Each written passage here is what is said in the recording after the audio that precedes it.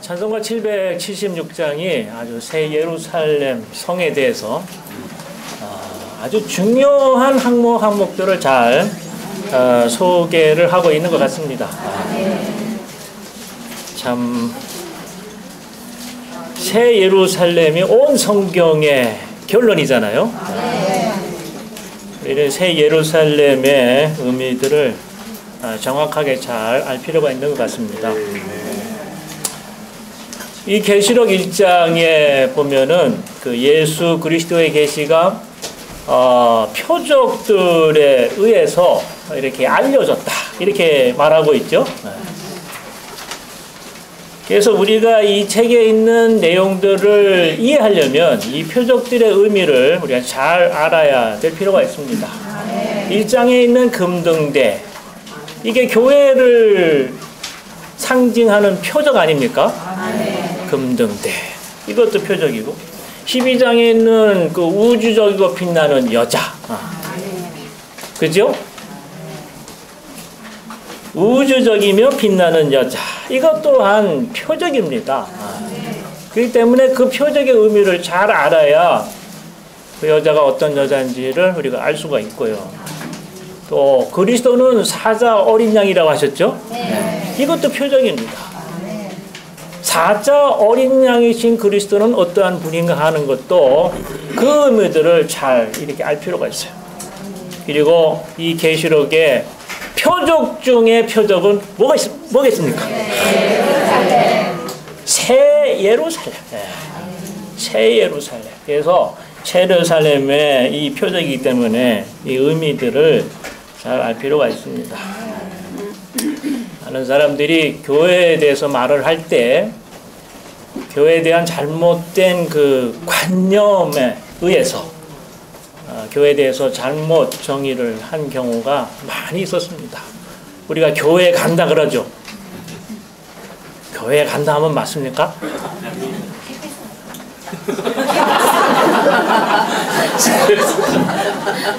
보통 이 교회 간다 하고 이렇게 말하는 분들은 교회가 말이죠, 높은 정탑이 있고 그 위에 그 십자가가 있는 어떤 뭐 건물, 그 건물에 가는 것이 교회에 가는 것으로 알고 있습니다. 그렇죠? 근데 사실은 그게 교회가 아닙니다. 교회는 뭡니까? 예? 우리들이 교회입니다. 하나님께서 부르셔서 부르심을 받아 나온 자들의 모임이 에클레시아, 교회죠. 지금은 이제 많이 인식들이 변했어요. 그리고 성경에 대한 인식들이 좀 밝아져서 그건 예배당이죠. 교회는 아니란 말이에요. 그죠? 뭐 교회 간다 할 때는 예배당에 간다 하면 많은 말이지만 교회 간다고 하는 말은 맞지가 않는 겁니다. 그런 것에서 많이 이제 벗어나게 되었고 교회의 의미들을 조금씩 더 깊이 알게 되었습니다. 특히 교회가 금등대라고 말할 때 금등대다. 교회는 7등을 가진 이 받침대가 있는 그런 거다. 실제로 물질적으로 그렇게 알면 안 되잖아요. 그리스도께서 뭐 사자 어린 양이시다, 어린 양이시라 할 때에 뭐 4발을 가지고 꼬리가 있는 뭐 그런 동물이다, 이렇게 하면은 그리스도에 대해서 잘못 알게 되는 겁니다. 새 예루살렘도 마찬가지예요. 새 예루살렘은 아주 정사각형으로 된 뭐 적용문체의 어떤 뭐 물질적인 성원이다.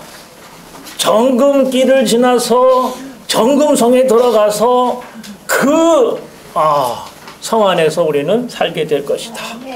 이렇게 믿고 말한다면 새 예루살렘의 의미를 잘못 알고 있는 것입니다.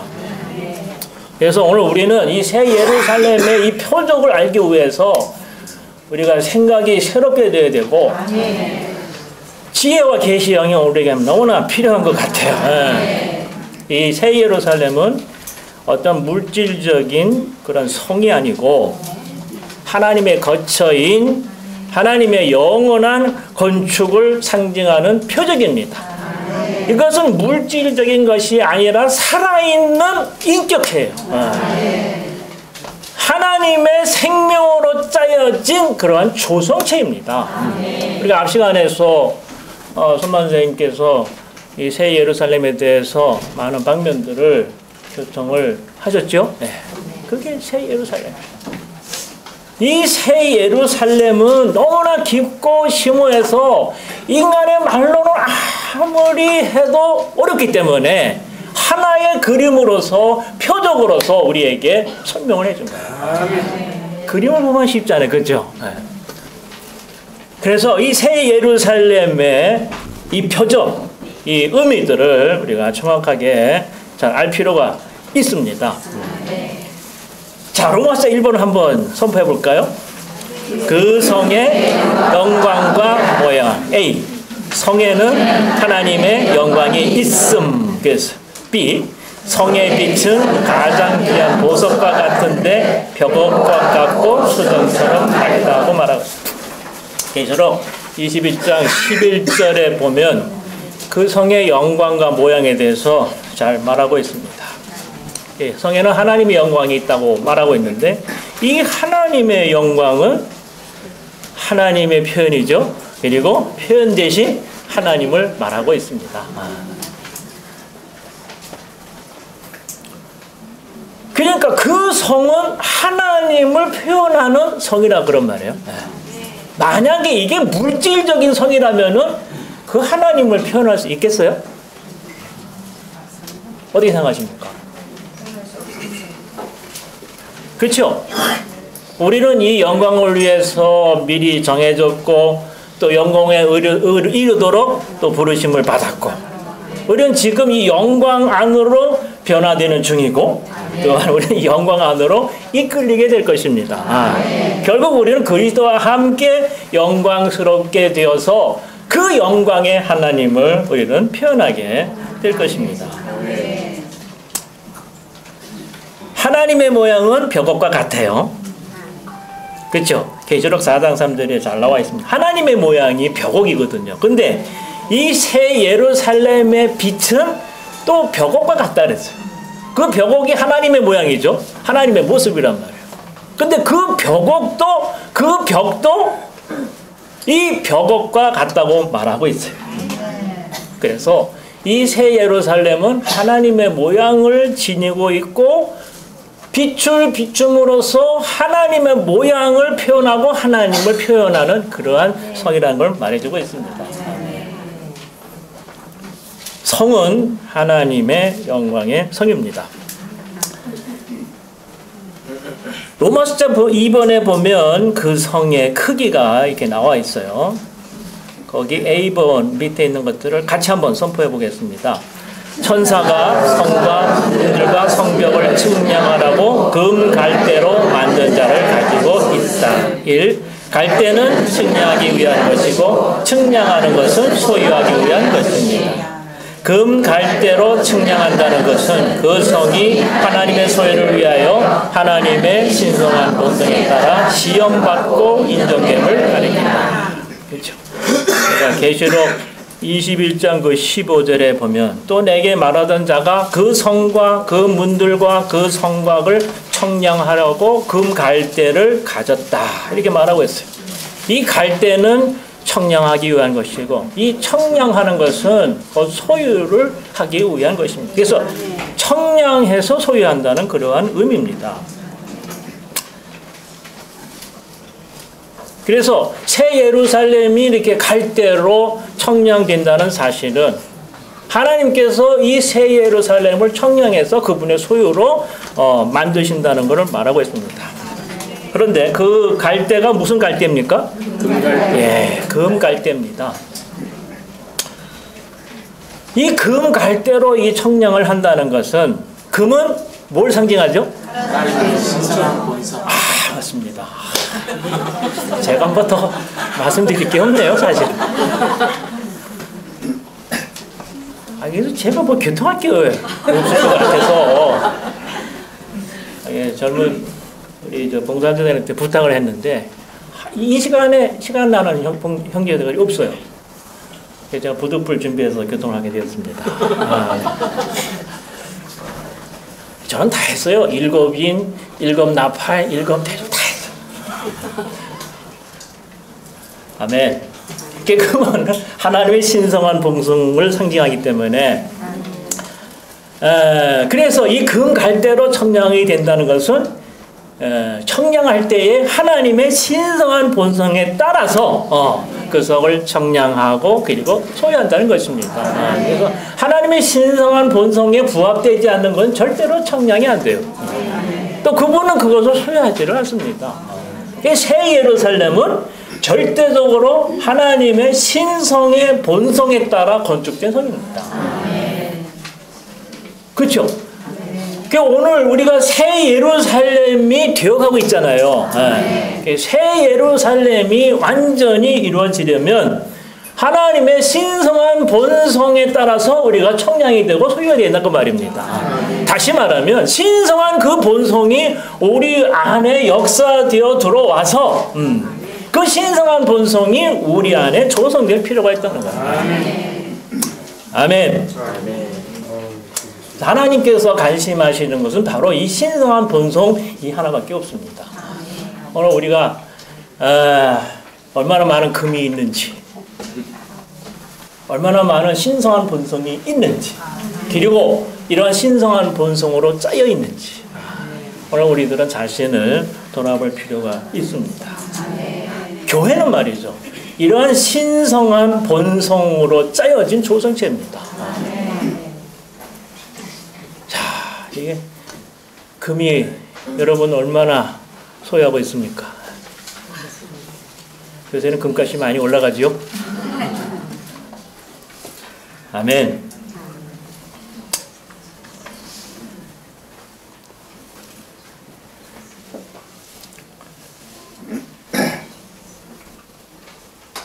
하나님의 본성에 따라서 오늘 우리들을 청량하고 계십니다.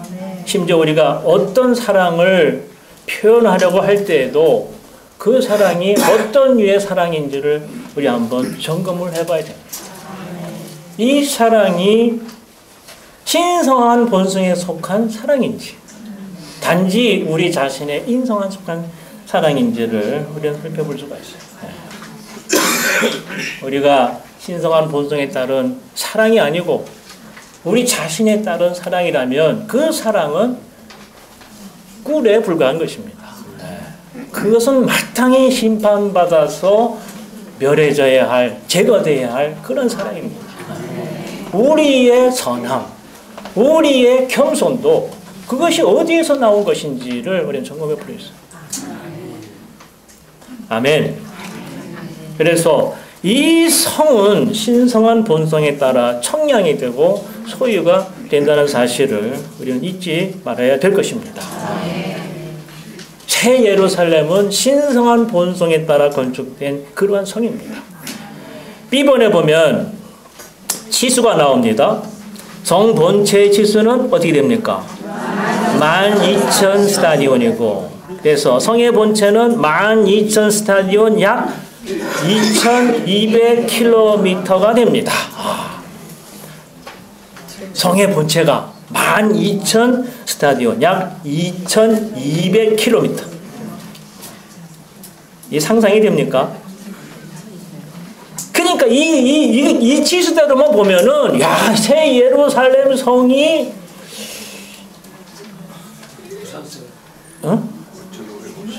예. 길이가 얼마예요?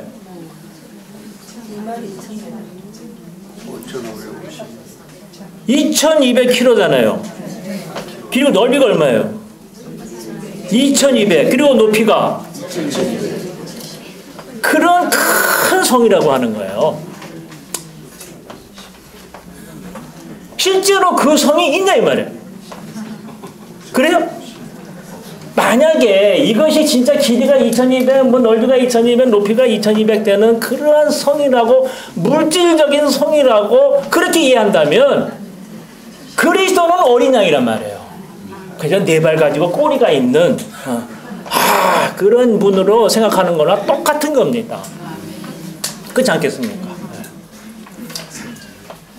그 성벽은 어떻게 해요? 성벽 자체는 기초석에서부터 꼭대기까지 144규빗입니다. 몇 미터입니까? 72미터가 된다는 거예요. 이상수 형님이 이렇게 교통하면서 이 성의 높이, 성곽이잖아요. 성벽의 높이는 144 규빗, 약 72m잖아요. 그죠? 그밖에 안 되는데 그 성의 높이는 12,000 스타디온, 2,200km가 되는 사실 때문에 이게 도대체 어떤 성인지 이해하기가 어려웠다는 거예요. 그래서 나중에 깨닫기를 이 성 자체는 진짜 12,000 스타디온, 약 22,000km의 높이를 가진 거대한 산과 같은 것이다 하는 것을 알게 됐던 거예요. 그게 저는 이해가 안 돼, 아직 그거예요. 네. 거대한 산이란 말이에요. 거대한 산이고, 반면에 기초부터 꼭대기에는 또 성벽이 있어서 이건 144 규빗, 겨우 72m 정도. 그러니까 거대한 산이 있고, 그죠? 성벽은 한 72m 정도 둘러쳐 있는 그러한 성 정도로 하셨다는 겁니다.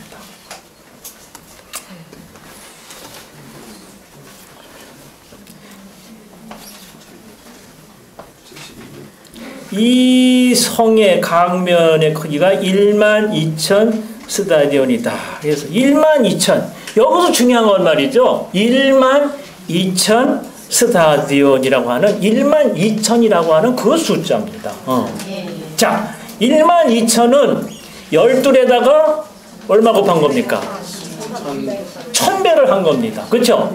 그게 12,000 스타디온이 되는 거죠. 성경에서 하나는 뭘 상징합니까? 삼위일 하나님. 이는 간증. 삼은 삼위일 하나님. 그렇죠? 사는 피조물 또는 사람을 상징하는 것입니다. 그러면 12은 뭔가? 뭐죠? 하나님의 행정에 있어서 절대적으로 온전하고 또 영원히 완전하다는 것을 나타내는 숫자입니다. 그래서 이 12,000은 이 하나님의 행정에 있어서 절대적인 온전함, 영원한 완전성이 여기다 몇 배를 한 거예요? 1,000배를 할 정도로 절대적으로 완전하고 또 영원히 완전하다는 것을 말하고 있는 것입니다. 그 숫자의 의미를 알아야 돼요. 그런데 이 시수들에 의하면 새 예루살렘은 정육면체입니다. 그렇죠? 그래서 길이와 넓이와 높이 똑같은 그러한 정육면체죠. 장막이나 성전에 보면은 지성소의 치수들이 보면은 그 길이와 넓이와 높이가 똑같습니다. 장막 안의 지성소, 출애굽기에 있는 지성소의 크기는 한 규빗인 10규빗의 정육면체였습니다. 그죠? 출애굽기에 있는 지성소가 10규빗, 10규빗, 10규빗이란 말이에요. 그리고 열왕기 상에 있는 성전 안의 지성소는 몇 규빗입니까? 20규빗입니다. 20규빗의 정육면체. 그런데 새 예루살렘은 10규빗도 아니고 20규빗도 아니고 12,000 스타디온이나 되는 정육면체의 지성소입니다. 그러니까 이 새 예루살렘은 지성소가 아주 극도로 확대된 지성소인 것을 우리가 알게 됩니다. 자, 이걸 보면 10규빗이 20규빗이 되었고 20규빗이 12,000 스타디온으로 확대가 되었어요. 이것은 뭘 의미하냐면은 우리가 지성소 안에서 살고 행하는 우리의 체험이 점점 어떻게 됩니까? 확대돼야 한다는 것을 말하고 있습니다. 구약에서는 지성소에 들어가는 것이 제한이 되어 있었죠. 오직 대제사장만이 지성소 안에 들어가서 거기서 살고 거기서 하나님을 만나고 하나님과 교통을 할 수가 있었습니다. 그렇죠? 그러나 신약에 와서는 예수 그리스도의 피로 말미암아 이 지성소에 이르는 새롭고 산 길이 열려서 누구든지 지성소 안으로 들어가서 거기서 살고 행하고 하나님을 접촉하고 하나님과 교통하고 하나님을 경배하고 섬길 수 있게 되었다는 겁니다. 실제로 우리의 체험에서 이렇게 지성소 안에서 하나님의 임재 안에서 사는 이러한 체험이 어느 정도 크기여야 하는 거예요. 단지 10규빗이 아니고 20규빗도 아니고 12,000 스타디온이 되는 극도로 확대된 지성소 안에서 우리 모두가 살 수 있기를 원합니다. 아멘. 아멘. 17절에 보면 말이죠. 또 그 성곽을 청량하니 뭐라 했어요? 144 규빗인데 그것은 사람의 청량 곧 천사의 청량이라고 말합니다. 성곽은 144. 144는 12에다가 뭘 곱한 겁니까? 12를 곱한 겁니다. 아까 12,000 스타디온은 12에다가 1000배를 곱한 것이고 144는 12에다가 12를 곱한 거예요. 아까 10이라는 숫자의 의미를 알았죠? 하나님의 영원한 행정에 있어서 절대적인 완전함과 영원한 온전성을 예표하는 것이 그것이 10이라고 하는 숫자의 의미입니다. 근데 여기다가 12를 곱한 거예요. 근데 중요한 것은 여기 그것은 사람의 청량 곧 뭐라 했어요? 천사의 청량이라고 말하고 있습니다. 우리 사람은 부활 안에서 천사와 비슷하게 될 것입니다. 그래서 사람의 청량 곧 천사의 청량이라는 말은 그 성곽의 그 성의 성곽이 천연적인 것이 아니라 부활 안에 있다는 것을 상징하고 있습니다. 우리가 지성소 안에 들어가서 직접 하나님을 만나고 접촉하고 교통하고 그 안에 살고 행하는 이러한 체험은 어디 안에서만 있을 수 있는 겁니까? 부활 안에서만 있을 수 있는 일입니다. 그 의미들을 우리는 정확히 알아야 돼요. 오늘 우리는 부활 안에서 우리는 지성소 안에 들어가서 직접 우리는 하나님을 만나고 하나님과 교통하고 그분을 섬기고 경배할 수 있는 그러한 자들인 것입니다. 이러한 체험이 점점 확대되어서 그 크기가 얼마나 되어야 되겠습니까? 12,000 스타디온이 될 수 있기를 원합니다. 아멘. 가장 중요한 부분에 우리가 다다르게 되는데요. 문마자 3번은 뭐죠? 성의 구조입니다. 예루살렘 성이 어떻게 구조가 되어 있는가 하는 거죠. A번에 보면 그 성에 본체가 있어요. 먼저는 본체가 있습니다. 그 다음에 뭐가 있을까요? 문들이 있고요. 그 다음에 뭐가 있습니까? 성벽이 있겠죠? 네, 기초석이 있는 성벽이 있습니다. A번 그 밑에 있는 것들 1번, 2번을 같이 한번 선포해 보겠습니다. 성이 순금으로 되어 있다는 것은 새 예루살렘이 전적으로 하나님의 신성한 본성에서 나온 것이라는 것과 하나님의 신성한 본성이 그 성의 요소라는 것을 의미한다. 이 성의 길이와 너비와 높이가 모두 같다는 것은 새 예루살렘 전체가 지성소라는 것을 의미한다. 21장 18절의 그 하반절에 보면 그 성은 맑은 유리와 같은 순금이다 이렇게 말하고 있어요. 전에는 이제 정금이라는 표현을 많이 썼는데 회복력에는 순금이다. 순금입니다. 그러니까 이 새 예루살렘은 성 전체가 다 뭐라는 겁니까? 순금으로 되어 있다는 겁니다. 이 성의 본체가 다 순금이에요. 이 성의 기반은 다 순금입니다.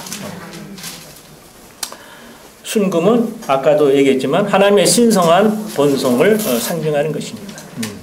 새 예루살렘은 하나의 순금산인데 하나님의 신성한 본속으로 건축된 성이다 하는 것을 우리는 알 수가 있습니다. 그러니까 새 예루살렘은 하나님의 신성한 본성으로 건축된 성입니다. 아멘. 네. 무엇으로 건축되었어요? 신성한 본성. 아멘. 실제 물질적인 이 순금이 아니고 그 순금이 상징하는 하나님의 신성한 본성에 따라 건축된 성이라는 거예요. 아멘. 원래 우리는 흙으로 지어졌죠? 그렇지 않습니까? 우리는 다 흙입니다. 근데 어느 날 회개하고 주님을 믿고 주님을 영접하게 되었을 때에 이 금이 오늘 우리 안에 들어왔어요. 네. 신성한 본성이 오늘 우리 안에 들어와서 우리는 다만 흙이 아니라 우리는 금인 사람이 되었습니다. 아주 가치 있는 존재들이 된 것입니다. 아멘. 신성한 본성이 있습니까? 아멘. 금이 있습니까? 아멘. 우리는 흙 사람이 아니고 우리는 금 사람입니다. 아멘. 아멘. 21절 하반절에 보면 그 성의 길 또한 투명한 유리와 같은 순금입니다. 아멘. 자, 여기 길이 중요합니다. 생명수의 강은 하나님과 어린 양의 보좌에서 흘러나와서 어디로 흐릅니까? 그 성의 길 가운데로 흐르고요. 그리고 이 강의 좌우에 무슨 나무가 자랍니까? 생명나무가 자랍니다. 우리가 새 예루살렘 성의 문을 들어가면 반드시 만나는 게 이 길입니다. 이 길은 하나님의 보좌와 연결되어 있고요. 이 보좌로부터 생명수의 강이 흘러나와서 이 길 가운데로 흐른단 말이에요. 그리고 길 이쪽과 저쪽에 뭐가 자랍니까? 생명나무가 자라는 그림을 우리는 볼 수가 있습니다. 이 길이 순금 길입니다. 다시 말하면 이 길은 신성한 본성의 길이라 이 말이에요. 네. 이것이 보좌와 연결되었어요. 보좌로부터 이 길이 나오고 이 길 따라서 생명수의 강이 흐르고 강 이쪽과 저쪽에 생명나무가 자라면서 달마다 과실을 맺는 것입니다. 이 하나님의 다스리는 보좌, 이게 새 예루살렘의 영광의 중심이죠. 이 보좌는 하나님의 통치와 다스림을 표징하는 것입니다. 맞죠? 네. 길은 이 보좌로부터 시작이 됩니다. 이 보좌와 연결된 이 길은 교통을 위한 것이고 주로 보좌의 행정을 위한 것입니다.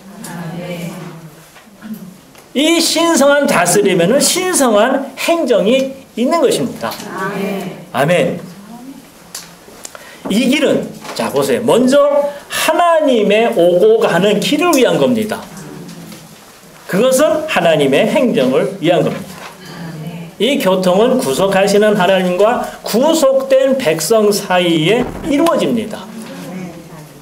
그렇죠? 먼저는 이 하나님과 우리 사이에 길이 있어요. 뿐만 아니라 하나님의 구속하신 백성은 그들 사이에, 백성들 사이에 오고 가는 아멘. 그렇죠? 이 행정은 이 교통, 이 길은 먼저는 하나님과 우리 사이의 교통. 이것 하나님과 우리 사이의 교통은 주로 행정을 위한 것입니다. 그리고 하나님의 백성들 사이의 교통을 나타내는 그러한 길입니다. 자, 그리고 이 길을 따라서 생명수의 강이 흐르고 강좌위에 생명나무가 있습니다. 이 그림은 자 보세요. 우리가 이 교통의 길에 있을 때에 강이신 그 영과 생명나무이신 그리스도를 누린다는 것을 보여줍니다. 그래서 이 길과 생명수의 강과 이 생명나무는 모두 다 12문에 다 이릅니다. 12문에 이뤄요. 하나님이 구속하신 백성에게 다 도달합니다. 그래서 신성한 교통은 하나님을 그분의 모든 백성 12문으로 이끌고 또한 그분의 모든 구속된 백성을 또 하나님 자신께로 이끄는 역할을 합니다.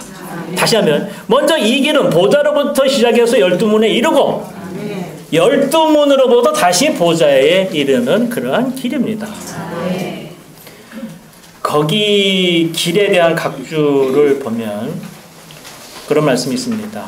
자, 이게 중요한데요. 문은 성 안으로 들어가기 위한 것이지만 길은 성 안에서 매일 행하며 생활하기 위한 것이다. 성 안으로 들어가는 것은 그리스도의 죽음과 부활로 말미암지만 성 안에서 매일 행하며 생활하는 것은 길이 순금이라는 사실이 의미하는 것처럼 하나님의 신성한 본성에 따른 것이다. 다시 말하면 거듭남을 통하여 성에 들어간 후에 성도들은 날마다 하나님의 신성한 본성을 길러 취해서 그 안에서 살고 행해야 한다.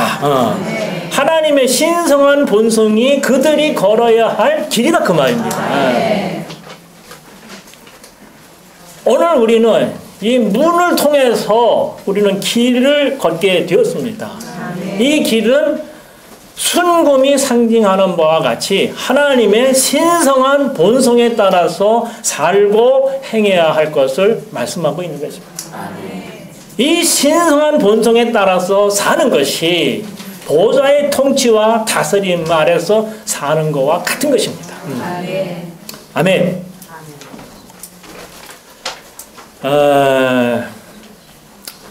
형님 그랬는데요. 우리 형제들은 넥타이를 살 때도 하나님의 신성한 본성에 따라서 사야 된다. 이렇게 말하고 있습니다. 저는 참 넥타이 구하기가 참 고르기가 참 힘들어요. 그러다 보니까. 그래서 한참 망설이기도 하는데 어떤 때는 이것이 맞아요. 안 맞는지도 모르겠어요. 어쨌거나 이제 안에서 느낌이 이 색깔은 좀 뭐 합당한 것 같다 해서 이제 고르고 그러지 않습니까? 다 너무 빨간 걸 이렇게 내가지고 하기는 좀 맞지는 않는 것 같아요. 화려하게 뭐 이렇게 하는 것도. 우리가 하는 말도 결국은 신성한 본성에 따라서 통제를 받아야 된다고 말하고 있습니다. 에베소 4장에 보면은 더러운 말은 입 밖에도 내지 말라 했거든요. 네. 이 더러운 말은 이 하나님의 신성한 본성에 어울리지가 않는 겁니다. 자매들 얘기도 했는데요. 머리를 다듬기 위해서 너무 많은 시간을 쓰지 않는 게 좋다. 그래서 그렇게 많은 시간을 쓰면서도 안에서 신성한 본성이 그거를 통제하지 않는다면 뭐 어쩔 수 없어요. 그거는. 2시간이든 3시간이든 머리 만지면 되는 겁니다. 그렇죠. 우리 안에 신성한 본성이 있잖아요. 그죠? 네. 신성한 본성의 길을 따라서 우리는 살고 행하게 돼 있어요. 그래서 신성한 본성을 주의한다면 그 신성한 본성에 어울리지는지 어울리지 않는지를 우리는 살펴볼 필요가 있다는 것입니다. 또 우리가 다른 형제나 자매들과 교통을 할 때도 신성한 본성에 따라서 하는지 여부를 살펴봐야 한다 했어요. 매일 어떤 형제를 찾아가서 교통한다고 해서 그것이 참된 교통이냐 그랬어요.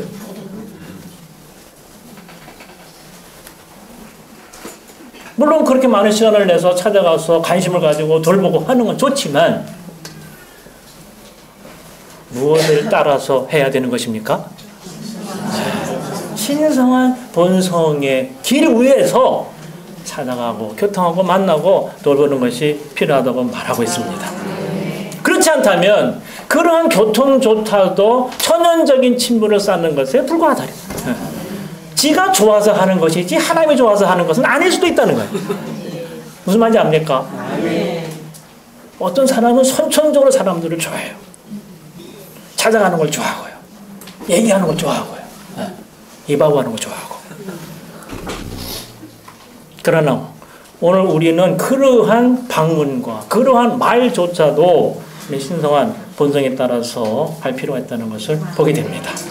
이렇게 할 때에 오늘 우리들은 새 예루살렘의 그 순금을 더 얻게 되고 그 순금으로 조성이 되고 새 예루살렘을 더 우리 안에 조성할 수 있게 되는 것입니다.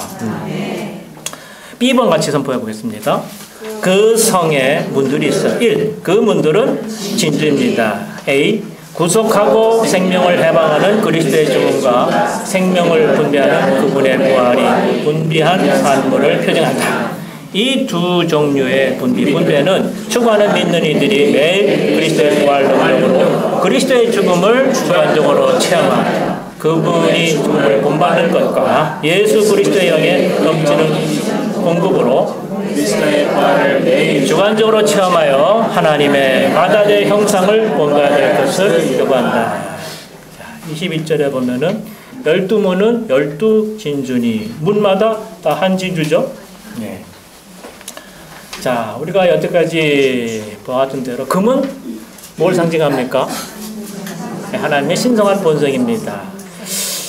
보석은 그 영에 변화시키는 역사에 의해서 산출된 거죠. 네. 진주는 뭡니까? 네, 그것이 산출되는 방법을 보면 우리 그 의미를 알 수 있는데, 사실 이 진주가 참 놀랍게 만들어져요. 진주는 죽음의 물 안에 있는 그 조개에 의해서 산출이 됩니다. 그 조개가 작은 모래 하나에 의해서 상처를 입을 때 그 조개는 그 모래 둘레에다가 생명즙을 계속 분비해서 그 모래를 진주가 되게 만드는 겁니다. 참으로 기적이죠? 네. 모래에 의해서 상처를 입을 때 그 조개는 계속 생명즙을 그 모래에 분비하고 또 분비해서 결국은 그 모래가 진주가 된다는 것입니다. 이 그리스도 살아있는 계시는 살아 계시는 그분께서 이 죽음의 상황 안으로 들어오셨죠. 그죠? 그리고 이 죽음의 물 속에서 사셨어요. 죽음의 물 속에서 사시면서 그분은 우리들에 의해 상처를 받으셨습니다. 결국 누가 그리스도를 죽인 겁니까? 네, 우리 때문에 주님께서 십자가에 달려 돌아가신 겁니다. 우리는 그리스도께 상처를 낸 후에 우리는 그 상처 가까이에 머물게 되었습니다. 어디에요? 그분의 상처 옆에 가까이 머물게 되었다는 것입니다. 이상적인 거랬어요. 우리가 회개하고 그분을 믿고 영접하였다는 것을 의미한다 그랬어요. 네. 그분의 상처 옆에 가까이 있는 것은 우리가 회개하고 믿고 그분을 영접했다는 것입니다. 그렇게 했을 때에 그분은 그분의 부활 생명의 생명즙을 오늘 우리 안에 분배했고, 그리고 우리는 계속해서 그 상처 가까이에 머물게 되었고, 계속해서 그분은 생명즙을 계속 분배해서 결국은 오늘 우리가 진주가 되게 되었다는 것입니다. 아멘. 이 진주는 두 방면의 그리스도의 분별을 표정한다 그랬어요. 하나가 그리스도의 구속하고 생명을 해방하는 죽음, 또는 생명을 분배하는 부활의 두 방면입니다. 그리스도의 죽음과 부활에 모두 이런 분배가 있다는 것을 보게 됩니다. 그리고 이 두 종류의 분배는 추구하는 믿는 이들이 매일 그리스도의 부활 능력으로 그리스도의 죽음을 주관적으로 체험해서 그분의 죽음을 본받을 것을 요구하고, 또한 예수 그리스도의 영의 넘치는 공급으로 그리스도의 부활을 매일 주관적으로 체험해서 하나님의 맏아들의 형상을 본받아야 할 것을 요구합니다. 아멘. 자, 오늘 우리는 그리스도의 죽음을 날마다 체험할 필요가 있습니다. 갈라디아서 2장 20절을 보면 내가 그리스도와 함께 십자가에 못 박혔다 그랬어요. 우리는 이 사실을 다 압니까? 모릅니까? 이제는 내가 사는 것이 아니고 누가 삽니까? 그리스도가 사십니다. 근데 실제로 그런다 그런 말입니다.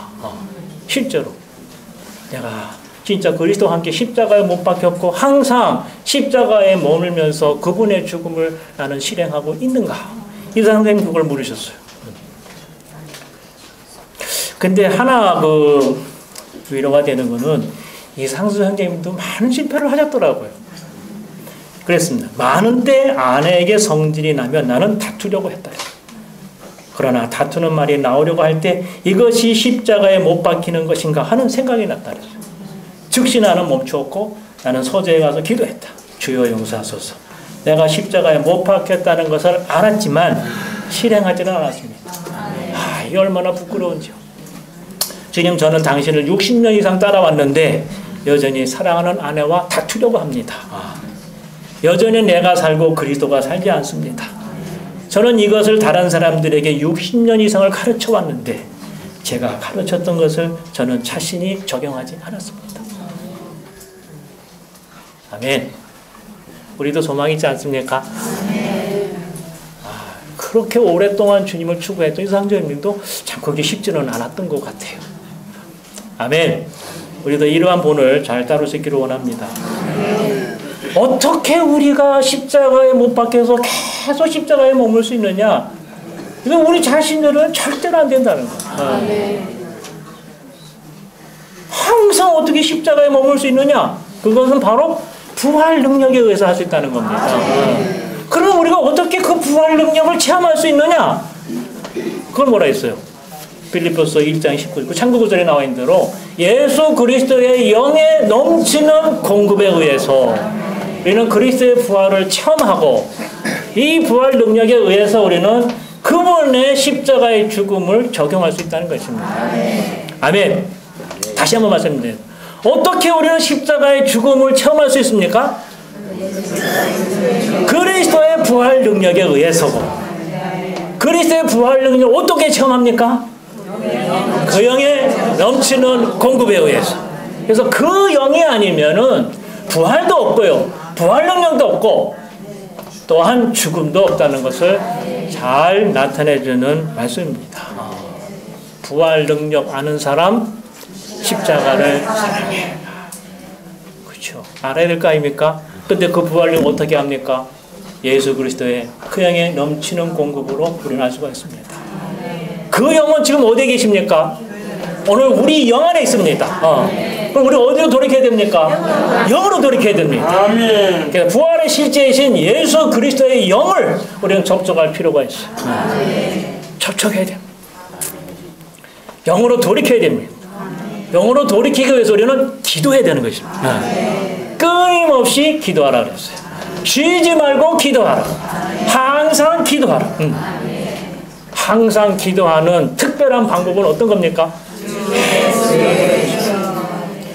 주 예수님, 주 예수여, 이렇게 주님을 부르면서 기도할 때에 우리는 영으로 돌이키게 되고 그 영 안에 있는 예수 그리스도의 그 영을 접촉할 수 있고 넘치는 공급을 누리며 부활 능력을 알고 부활 능력에 의해서 우리는 그분의 죽음을 적용할 수 있게 되는 것입니다. 가장 좋은 아내는 어떤 아내입니까? 십자가에 항상 머무는 아내. 가장 좋은 남편은 어떤 남편입니까? 십자가에 항상 머무는 남편입니다. 가장 좋은 부부, 가장 좋은 부모는 어떤 부모입니까? 부모들이 참 죽기가 쉽지 않지요? 자녀들을 대할 때. 아멘. 그 입구를 한번 보겠습니다. A번 생명나무에 참여하도록 새 예루살렘 안으로 들어가는 그러한 입구는 그리스도의 죽음과 부활을 통해 그분에 의해 세워졌는데 이는 구약의 이스라엘의 율법에 따라 하나님의 의로운 요구를 이름으로 닫혔던 생명나무의 길이 추구하는 믿는 이에게 다시 열린 것이다. 새 예루살렘 안으로 들어가 생명나무에 참여하도록 다시 열린 이 길은 거룩한 성의 각 내면에 세 문씩이 있어 우주적으로 땅의 사방에서 유용한데 이런 과정을 거치고 완비되신 삼일 하나님이 회개한 죄인들을 그분의 영원한 경륜의 최종 완성안으로 기꺼이 받아들이고자 하심을 표명한다. 아멘. 그 문에 보면은 지금 진주문을 얘기하고 있는데요. 그 문에는 뭐가 있었습니까? 12지파의 이름이 새겨져 있었죠. 12지파는 바로 율법을 대표하는 것입니다. 그래서 그 12진주문은 율법에 따라서 세워졌다는 것을 볼 수가 있습니다. 주님께서 십자가에서 죽으시고 부활하셨기 때문에 율법이 요구하는 모든 것을 다 이루셨어요. 그렇기 때문에 우리는 문을 통과해서 성 안으로 들어갈 수 있게 됐다는 것입니다. 아멘. 그리고 이 세 문들이 있는 각 그 사면에 세 문들이 있죠. 각 사면이라고 하는 것은 땅의 사방을 가리키는 말입니다. 그죠? 사방에 있는 모든 사람들이 다 이 성 안으로 들어갈 수 있는 길이 열렸다는 것을 말해주고 있습니다. 모든 백성들을 성 안으로 들이기 위해서 세 문으로 상징된 삼일 하나님이 모든 사람들을 성 안으로 들기 위해서 함께 역사하고 있다는 것도 말해주고 있습니다. 아멘. 그래서 구조는 말이죠. 본체가 있고 그리고 문이 있고 그리고 마지막으로 뭐가 있습니까? 성벽이 있습니다. 기초석이 있는 성벽입니다. 1번 성벽과 기초석은 보석들입니다. A. 우리 그리스도 안에 믿는 이들은 하나님의 의에 흙으로 창조되었습니다. B. 우리는 그 영에 의해 거듭남으로 말미암아 돌돌이 되었습니다. C. 우리는 산돌이신 그리스도 안에서 신성한 생명 안에 자람으로 보석들로 변화된다. 흙이었는데 우리는 결국은 돌, 다시 말해서 보석으로 변화될 필요가 있다는 것을 말해주고 있습니다. 아멘. 자, 아까도 얘기했지만 그리스도의 죽음과 부활을 체험하는 것은 그 영밖에 없습니다. 그렇죠? 그 영을 접촉할 때에 부활 능력을, 부활의 실제를 접촉하게 되고 부활에 의해서 그리스도의 죽음을 체험할 수 있게 되는 것입니다. 변화도 마찬가지입니다. 그 영이 오늘 우리들을 변화시킵니다. 그 영이 오늘 우리들을 변화시킵니다. 특별히 로마서 12장 2절에 보면은 우리의 생각을 새롭게 함으로 우리는 변화될 수가 있어요. 변화에 있어서 초점은 우리의 생각인 것 같아요. 생각의 영 안에서 새롭게 돼요. 생각을 어디에 둬야 됩니까? 영에 둬야 됩니다. 영에 둘 때에 그 영이 우리의 생각을 적셔서 새롭게 해서 새롭게 된 영, 변화된 혼이 되도록 역사하시는 것이고 오늘 우리들을 보석들로 만드시게 될 것입니다. 아멘. 그 밑에 보면은 D번 같이 읽어보겠습니다. 신성한 생명 안에서 그 영에 변화시키는 역사가 계속되는 동안 우리는 변화된 보석들로서 기초 속에 있는 하나의 온전한 성벽이 되도록 함께 건축되고 있는 것입니다. 이 성벽과 기초 속의 첫 번째 층은 벽옥이며 벽옥은 하나님의 모양을 표징하는데 이는 그 성 전체가 영광 안에 있는 하나님의 모양을 지니고 있음을 가리킵니다. 아멘. 이렇게 성벽이 있을 때 성벽은 기능이 있는데 어떤 기능을 하냐면은 첫째가 분별입니다. 같이 읽어보죠. 하나님 아닌 모든 것들로부터 하나님께로 분별하고 거룩하게 하여 거룩한 성이 되게 합니다. 그리고 보호합니다. 땅에 있는 하나님의 신성한 북성들의 권위과 그분이 최종 완성하여 이루신 것들을 보호하는 것입니다. C는 또 뭐죠? 표현. 하나님을 표현합니다. 성벽에 있을 때에 분별이 되고 보호가 되고 그리고 하나님을 표현하게 된다는 걸 말해주고 있습니다. 3번에 보면은 기초석의 12층에 새겼습니다. A. 성벽에 있는 12기초석에 어린 양의 12사도의 이름이 있는데 그것은 새 예루살렘이 하나님의 은혜에 의해 건축된다는 것을 의미합니다.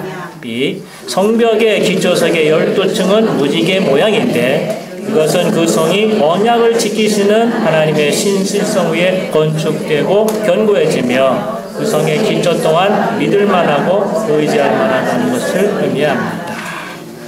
그래서 기초석에 있는 벽의 네 번째 기능은 영원한 안전을 위한 하나님의 변함없는 신실함을 보증한다고 하는 것입니다. 자, 성은 정금으로 되어 있습니다. 그리고 그 문은 진주로 되어 있습니다. 진주는 그리스도의 죽음과 부활을 나타내고 있습니다. 그리고 성벽은 보석으로 되어 있어요. 그 영의 변화시키는 역사로 말미암아 오늘 우리들이 보석과 같은 존재가 된다는 것이고 이 보석들로 인해서 하나님을 표현하게 될 것입니다. 하나님을 표현할 때에 우리는 분별되게 될 것이고 보호하게 될 것입니다. 아멘.